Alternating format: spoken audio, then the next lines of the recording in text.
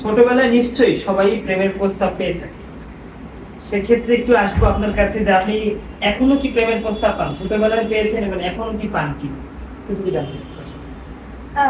ছোটবেলায় প্রেমের প্রস্তাব পাইনি। পাননি?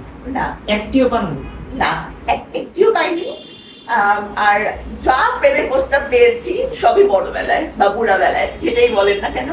ছোটবেলায় বুড়াবেলায় বলতে এখনো কি পাচ্ছেন? হ্যাঁ, এখনো পাচ্ছি। কিরকম এমনি আনুমানিক কতগুলো পেয়েছেন একটু ধারণা? এটা অসংখ্য। অসংখ্য? হ্যাঁ, যে যাই বলুক, ট্রল করুক, হাহারি এক দেখ, কিন্তু সত্যি কথা অসংখ্য। মানে প্রতিদিনই যদি আমি বলি, প্রতিদিনই অনেক।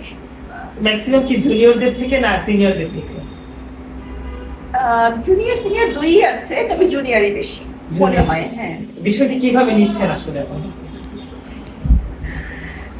আসলে কি বলবো, আসলে প্রেমের গোষ্ঠী গিলাই।